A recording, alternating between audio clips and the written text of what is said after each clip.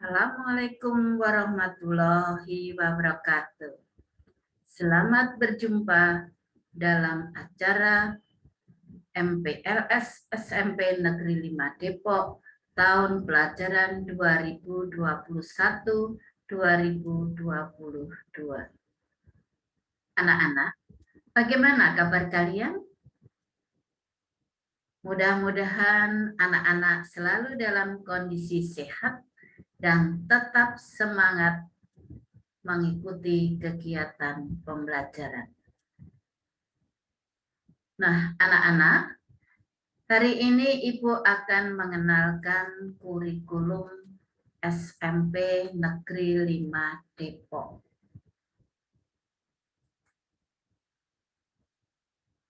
Kurikulum SMP Negeri 5 Depok oleh Rubiat Puji Astuti.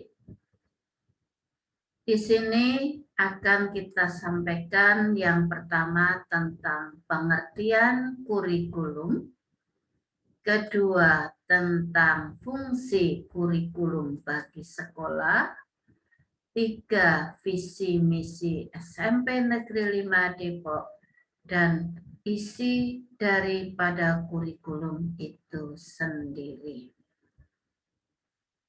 Yang pertama tentang pengertian kurikulum.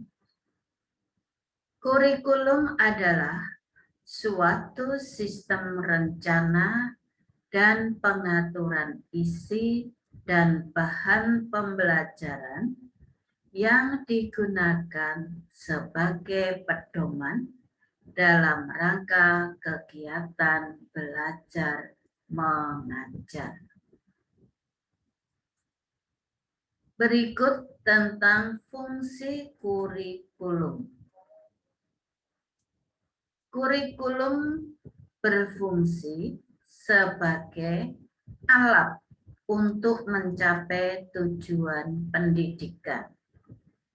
Kurikulum merupakan pedoman guru dan siswa agar terlaksana proses belajar mengajar dengan baik dalam rangka mencapai tujuan pendidikan. Yang ketiga tentang visi misi SMP Negeri 5 Depok. Tentu saja pada wawasan Wiyata Mandala sudah dikenalkan apa itu visi dan apa itu misi. Visi SMP 5 Depok adalah Sutera. Yang pertama, elok dalam imtak. Kedua, santun dalam laku dan berbudaya. Yang ketiga, unggul dalam ilmu. 4, terampil dalam karya. Dan yang kelima, adaptif. Sedangkan misinya lebih fokus ke bagaimana langkah-langkah untuk mencapai visi yang sudah ditentukan. Jadi penjabaran dari visi. Ya. Untuk itu tidak perlu saya sampaikan di sini karena terlalu banyak. Berikut isi kurikulum.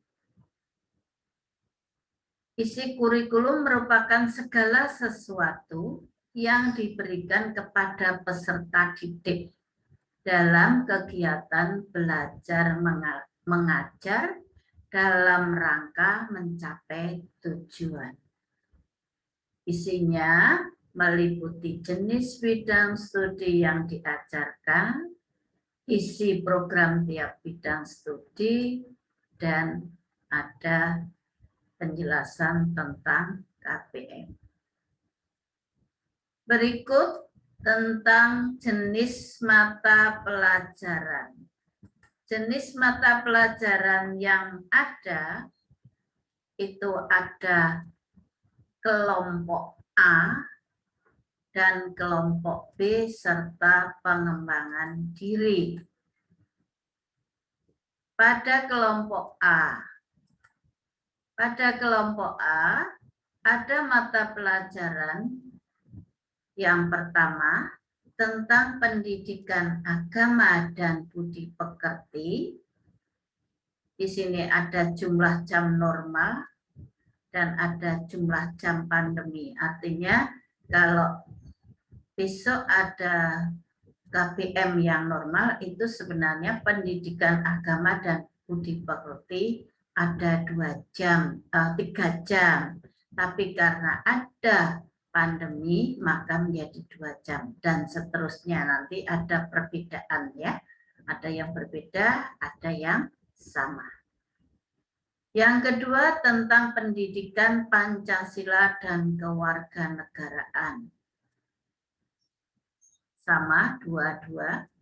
Bahasa Indonesia tidak sama 6, kemudian masa pandemi 4, matematika 5, tapi masa pandemi hanya 4, IPA 5, masa pandemi 4, kemudian IPS 5 dan 4, kemudian bahasa Inggris ya, bahasa Inggris ada 4 sebenarnya, tetapi karena masa pandemi itu hanya ada 3. Yang berikutnya jenis yang kedua atau kelompok B, ada seni budaya. Seni budaya yang diberikan di SMP Negeri 5 Depok ada seni musik dan seni rupa. Secara bergantian anak-anak akan diberikan mata pelajaran seni musik ataupun seni rupa.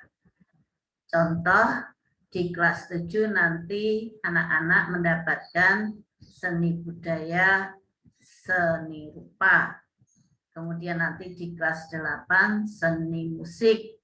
Di kelas 9 bisa memilih seni rupa atau seni musik, nanti tergantung Bapak Ibu guru ya.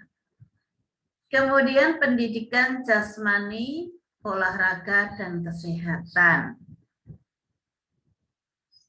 Yang ketiga, prakarya berupa kerajinan dan pengolahan. Dan yang keempat, muatan lokal. Karena kita tempat tinggalnya di Yogyakarta, terutama di Yogyakarta, kemudian secara umumnya di Jawa, maka yang digunakan adalah bahasa Jawa. Yang berikutnya, kelompok pengembangan diri. Maksudnya di sini ada yang bisa dilakukan di kelas namun tidak diwajibkan, yaitu bimbingan konseling ya, seharusnya 0, tetapi kita beri waktu 1 jam pelajaran. Kemudian bimbingan teknologi informasi sebenarnya juga 0, tetapi kita berikan waktu 2 jam. Maksudnya 0 itu pelaksanaannya seharusnya di luar jam pelajaran. Bisa siang harinya, bisa malamnya, ya, karena kalau BK itu biasanya anak-anak punya masalah itu tidak pandang bulu, bisa-bisa malam-malam sudah ada yang telepon, ya, telepon BK-nya. Nah ini jadi waktunya memang pelaksanaannya luas ya, tidak diharuskan pada saat jam pelajaran itu saja. Berikutnya tentang beban belajar. Beban belajar untuk 1 jam pembelajaran tatap muka di SMP itu yang normal adalah 40 menit. Namun karena ini masa pandemi maka hanya 30 menit. Demikian juga dengan waktu belajar Waktu belajar peserta didik dilaksanakan selama 6 hari efektif KPM. Jadi Senin sampai Sabtu dan pukul 7 sampai 13.45 kecuali hari Jumat ya. Sedangkan masa pandemi dilaksanakan hanya 5 hari efektif, yaitu pukul 7.30 hingga 11. Ya, untuk waktu selanjutnya diserahkan pada anak-anak untuk menyelesaikan tugas-tugasnya. Dan juga sama pada hari Sabtu, ini tidak tertuang ada jadwal, tetapi anak-anak yang masih ada tugas yang belum diselesaikan, maka bisa diselesaikan pada hari Sabtu. Berikutnya tentang penilaian.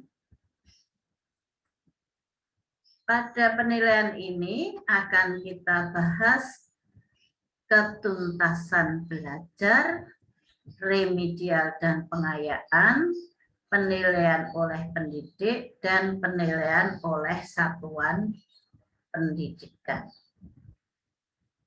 Ketuntasan belajar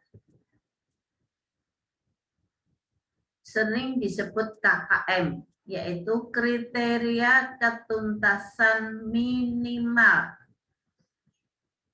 KKM adalah kriteria ketuntasan belajar yang ditentukan oleh sekolah dengan mengacu pada standar kompetensi lulusan.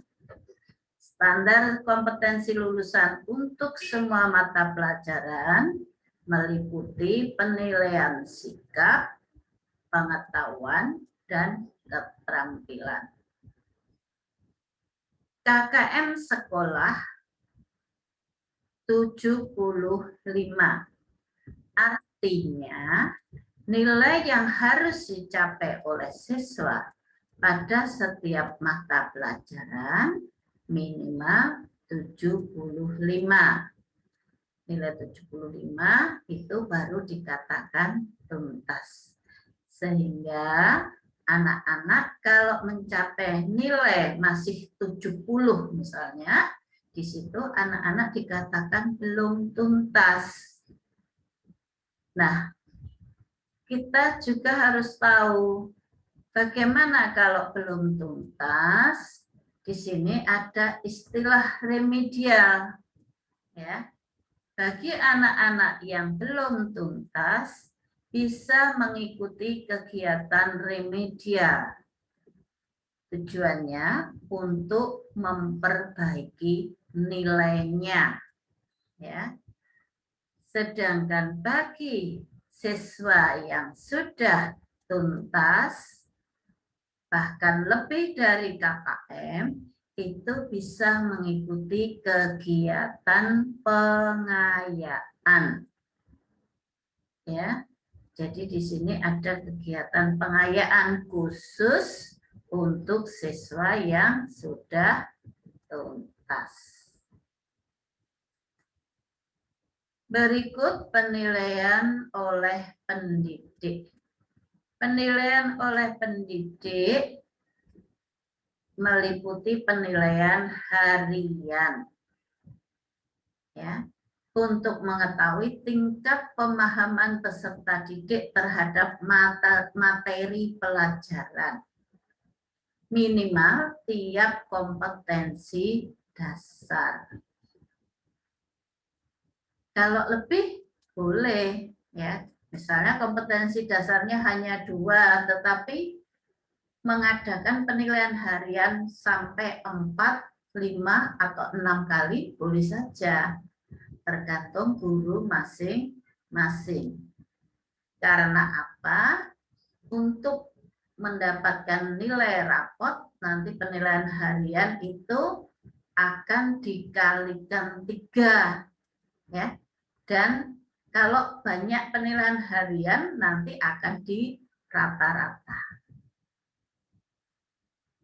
Nah, Penilaian harian harus sesuai dengan SKL, yaitu penilaian sikap, pengetahuan, keterampilan.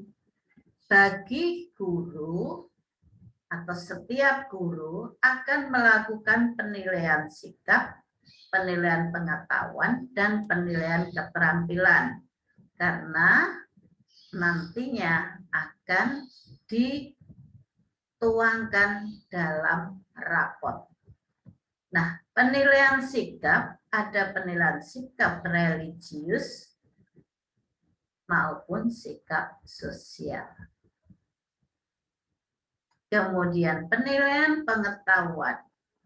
Penilaian pengetahuan ada 3 teknis yang disampaikan, bisa menggunakan tes lisan. Walaupun dalam kondisi pandemi, tes lisan bisa dilaksanakan. Misalnya saja melalui Zoom, ya. Ini kan bisa nanti anak-anak ditanya, kemudian anak-anak menjawab. Nah, ini namanya tes lisan. Kemudian tes tertulis. Tes tertulis pada masa pandemi bisa dilaksanakan melalui Google Classroom, melalui WA, melalui Google Form, melalui bisa saja G-School dan sebagainya. Kemudian penugasan. Sama penugasan juga bisa dilaksanakan melalui berbagai teknis. Misalnya melalui berbagai teknis ya, melalui media yang banyak. Misalnya WA, bisa melalui Google Classroom, G-School, dan sebagainya. Kemudian penilaian keterampilan. Penilaian keterampilan ini berupa praktek, produk, proyek maupun portofolio. Jadi setiap guru bisa menggunakan 2 atau 3 penilaian ya, melalui penilaian praktek, misalnya bahasa Indonesia praktek pidato ya. Kemudian prakarya tadi misalnya praktek memasak. Nah, ini bisa. Kemudian penilaian produk. Penilaian produk ini juga bisa digunakan oleh guru, misalnya kalau IPA bisa tidak pakai produk, bisa saja. Misalnya anak-anak membuat percobaan, ya, percobaan yang nanti hasil dari percobaan itu dikumpulkan, ya. Atau kalau daring ya difoto hasilnya, yang membuat tempe, membuat apa, misalnya tape dan sebagainya. Kemudian penilaian proyek. Nah, kalau tadi membuat tempe, membuat apa tadi makanan, ini bisa juga menggunakan proyek.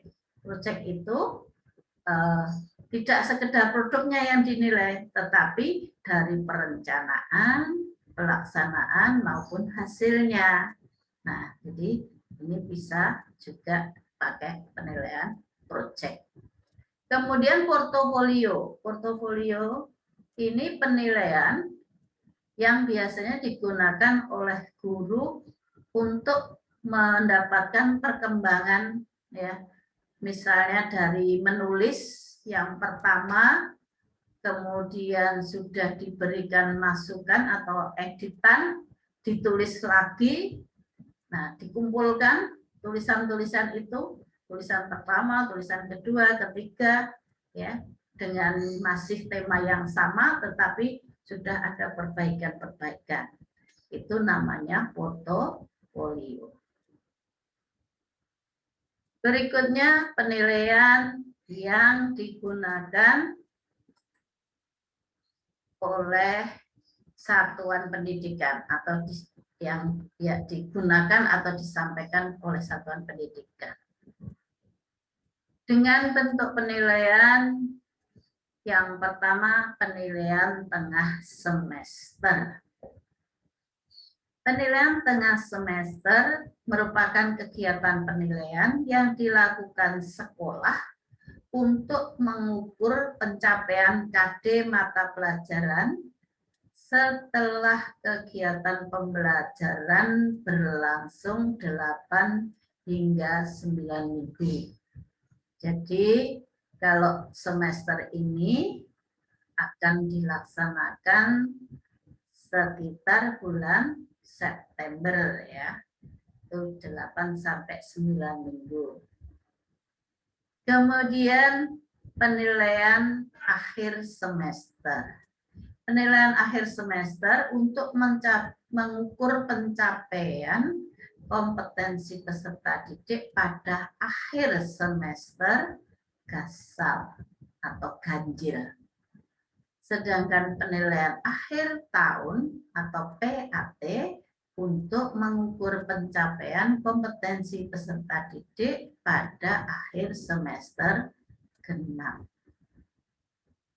Kemudian ada ujian sekolah. Ujian sekolah untuk mengukur pencapaian kompetensi peserta didik sebagai pengakuan terhadap prestasi belajar dan penyelesaian dari satuan pendidikan itu. Sehingga pelaksanaan ujian sekolah di kelas 9. Ya. Berikutnya tentang penentuan nilai rapot. Nilai rapot untuk mata pelajaran dan muatan lokal ditentukan dari nilai penilaian harian PTS dan PAS atau PAT dengan rumus sebagai berikut. Nilai rapot sama dengan 3 kali hasil penilaian harian HPH atau boleh RPH, rata penilaian harian, ditambah 2 kali penilaian tengah semester atau PTS, ditambah 1 kali PAS atau PAT, dibagi 6.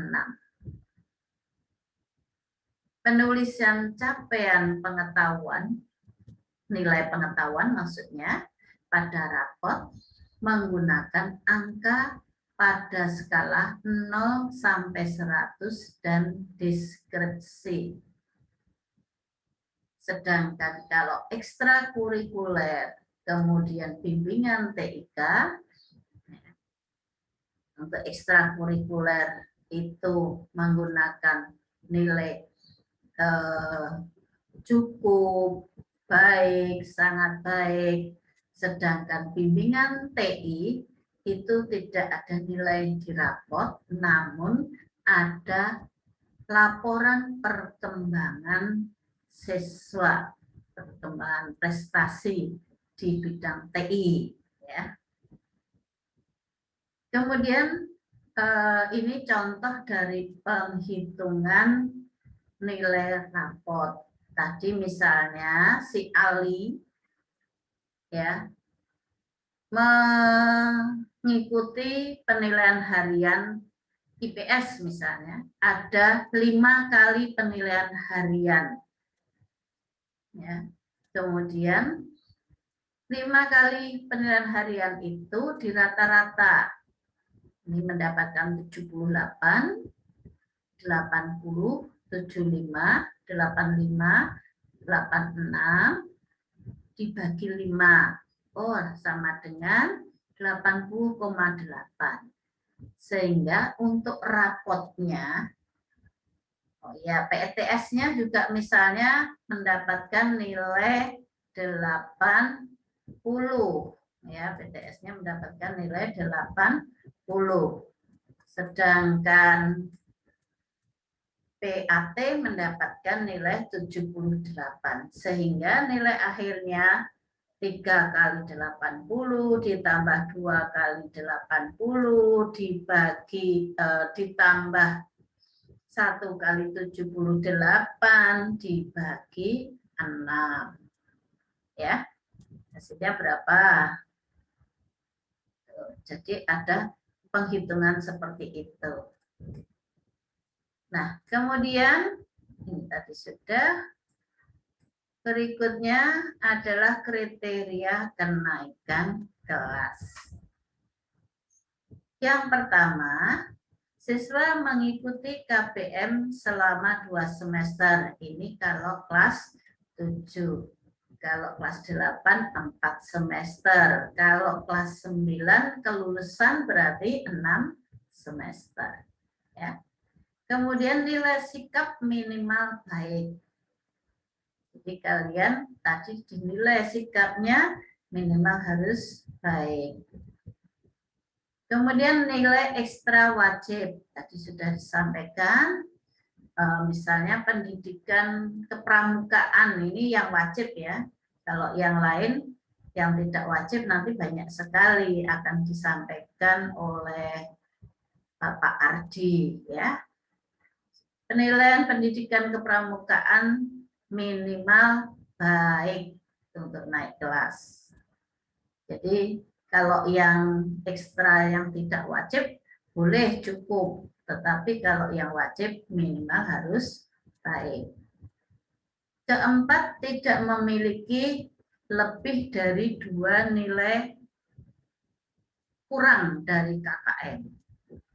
Jadi kalau yang kurang dari KKM 2 itu masih naik kelas. Tetapi kalau sudah 3 atau 4 yang kurang dari KKM berarti tidak bisa naik kelas.